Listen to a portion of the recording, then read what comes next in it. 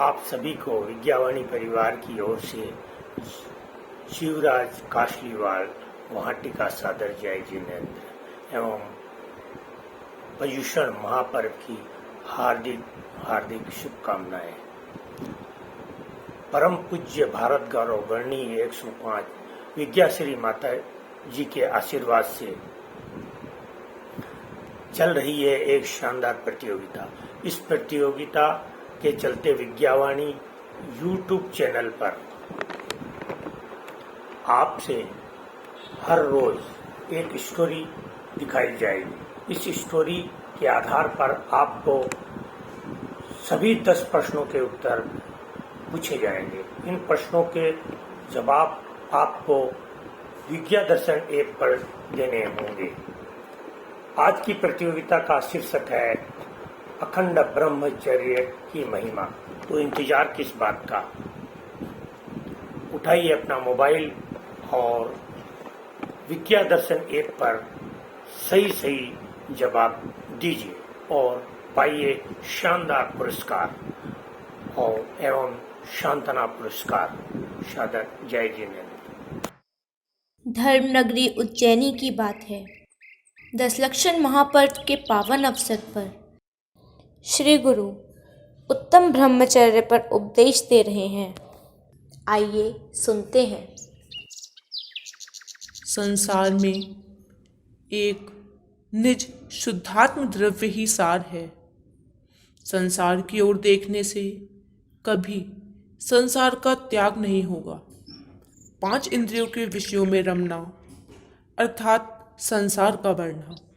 इसलिए हे आत्मन, यदि इन जन्म मरणादि दुखों से छूटना चाहते हो तो सार स्वरूप निज शुद्धात्म द्रव्य में ही रमन करो।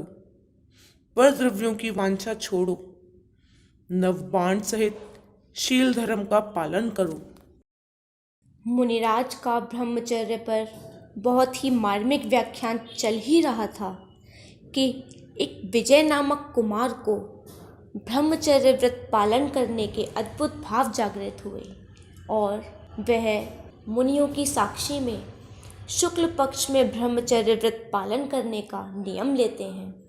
लेकर के मुनि से व्रत विधिवत की पूरी मन की इच्छा है। वह नहीं जानता था इसकी होनी किस तरह परीक्षा है।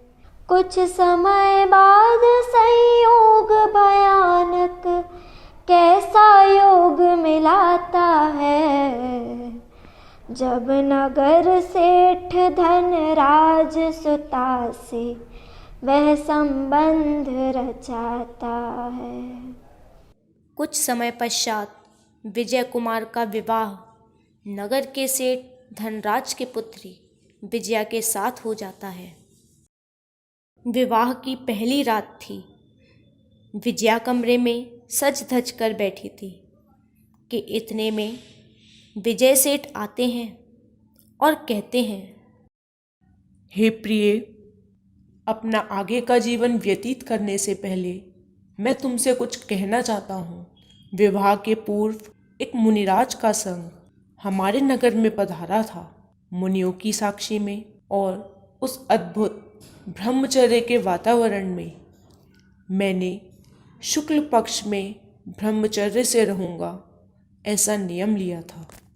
इतना सुनते ही सरस सभी वह सेज सुहागिन कांप उठी। विजया की आँखों के आगे दो क्षण को धरती नाच उठी। उठ गया पतन, उठ गया गगन, निश दिन के तारे डोल उठे। इसके पहले कुछ विजय कहे विजया के मुख से बोल उठे। इसके आगे विजय सेठ कुछ बोल पाते कि इतने में ही विजया बोल उठी, हे नाथ, बालपने में मैंने भी यही व्रत धारण किया था। हमारे भी नगर में मुनिवर का संघ पधारा था और उस अद्भुत ब्रह्मचर्य के वातावरण में मैंने भी कृष्ण पक्ष में ब्रह्मचर्य से रहने का नियम लिया था। स्तंभित सा रह गया विजय, शब्दों ने किया किनारा हो। यह जैसे किसी खिलाड़ी ने अगदाव आखिरी हारा हो। दोनों ही स्तंभित रह गए। फिर भी विजया हिम्मत नहीं हारी और बोली, हे नाथ, जिससे आपका कुलवंश आगे बढ़े, आप दूसरा विवाह कर लीजिए।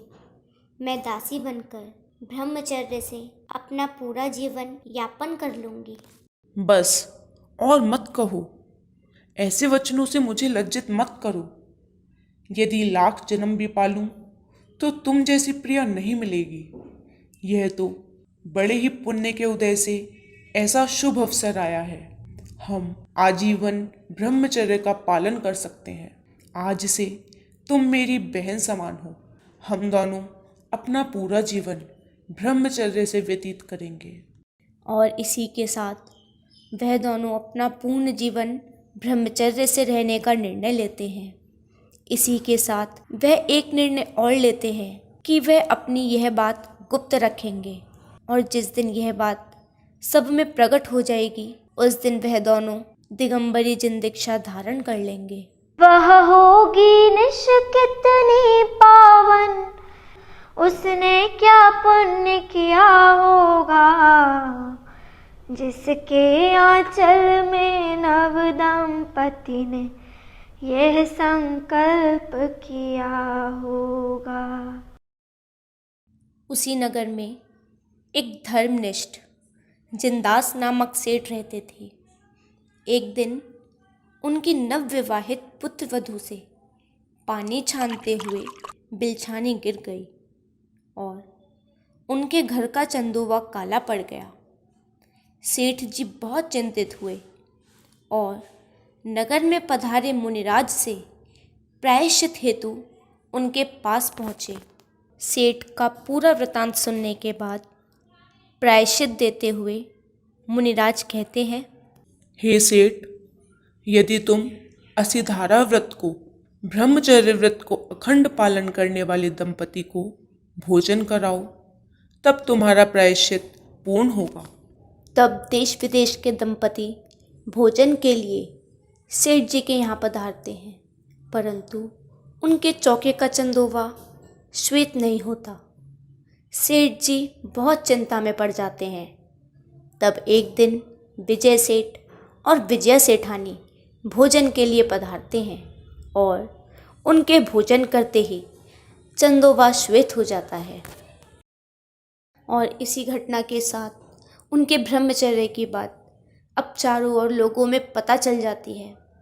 चारों ओर से जय जय होने लगती है।